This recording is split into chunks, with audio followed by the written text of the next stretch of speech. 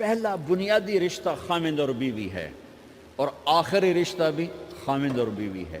لیکن اس وقت ہمارے معاشرے میں خامند سے زیادہ اس کے ماں باپ حق جتلاتے ہیں، خامند سے زیادہ اس کی بہنیں حق جلاتی ہیں، خامند سے زیادہ اس کے رشتہ دار حق جتلاتے ہیں، اور جھوٹی سچی شکایتیں لگا کر بیوی سے متنفر کرتے ہیں، اور کہیں بیوی کو خامند سے متنفر کرتے ہیں، آپس میں لڑائی لڑا کے پھر خوش ہوتے ہیں۔ میرے نبی سے پوچھا جائے یا رسول اللہ آپ کو سب سے زیادہ کس سے پیار ہے؟ تو آپ نے کہا عائشہ سے۔ اللہ، وہ جھینپ کے کہنے کہ نہیں، میں پوچھ رہا ہوں لوگوں میں آپ کو کس سے زیادہ پیار ہے؟ تو آپ کہتے ابو بکر سے۔ تو آپ نے پھر کہا ابوہا، مجھے عائشہ کے باپ سے زیادہ پیار ہے۔ پھر پہلے عائشہ کا، تو پھر کہتے ابو بکر۔ تو آپ نے کہا نہیں، ابوہا، مجھے عائشہ کے باپ سے سب سے زیادہ پیار ہے۔ یہ آپ کو میسج دیا ہے کہ گھر کی زندگی کیسے ہوتی ہے، کوئی عشق نہیں چڑھا ہوا تھا، میسج دینا۔ ام عائشہ چھوٹی عمر کی تھیں، ان کو آٹا گوندھ کے دیتے تھے، آٹا گوندھ کے دیتے تھے، پھر جب ان کو آٹا گوندھنا آ گیا پھر چھوڑ دیا، پھر ان کو سامنے بٹھا کر لقمے بنا کے کھلاتے تھے۔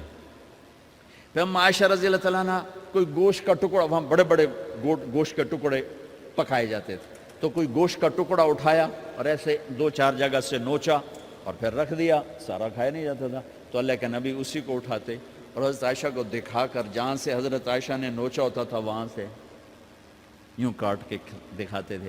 پھر حضرت عائشہ رضی اللہ تعالیٰ نے گلاس اٹھایا پانی پینے کے لیے، جہاں ہونٹ لگائے پہ گلاس رکھ دیا، بڑے بڑے گلاس ہوتے تھے، تو حضرت ہمارے نبی اٹھاتے تھے، جہاں عائشہ کے ہونٹ لگے ہوتے تھے وہاں ہونٹ لگا کے پانی پیتے تھے۔ یہ آپ کو سکھانے کے لیے ہے، اپنے گھر والوں کے ساتھ بیٹھ کے کھانا کھاتے۔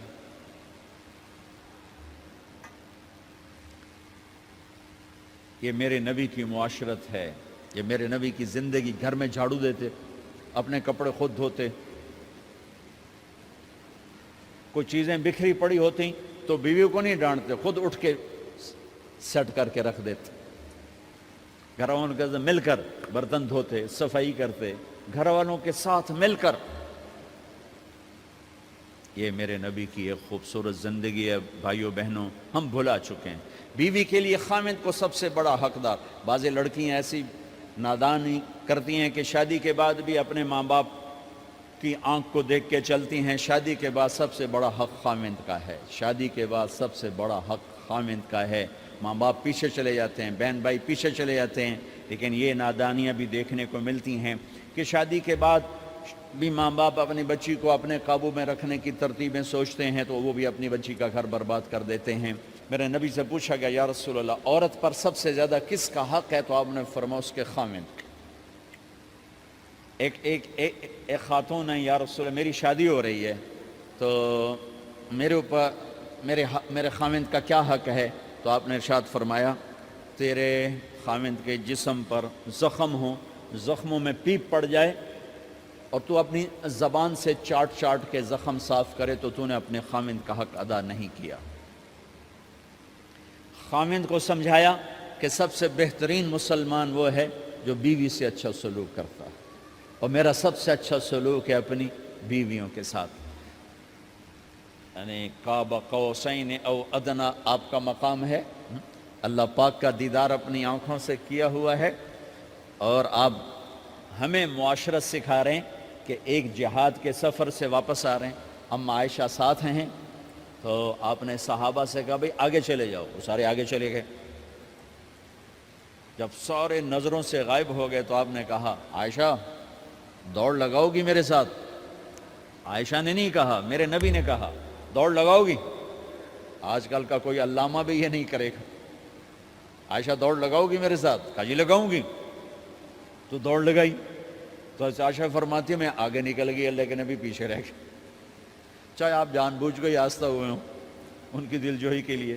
کچھ سال گزر گئے، پھر جہاد کے سفر سے واپسی ہو رہی ہے تو آپ نے صحابہ سے کہا بھائی آگے چلے جاؤ، وہ سارے آگے چلے گئے، غائب ہو گئے۔ عائشہ دوڑ لگائیں؟ کہا جی لگائیں۔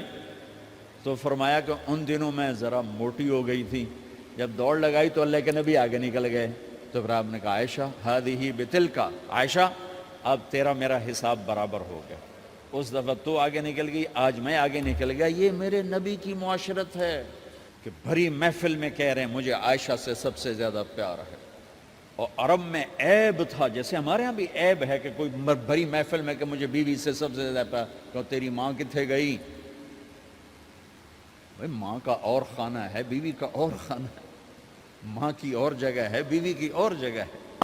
تو میں آپ سب سے کہتا ہوں، ماں باپ کی وجہ سے بیویوں پہ زیادتی نہ کرو، بیوی کی وجہ سے ماں باپ پہ زیادتی نہ کرو.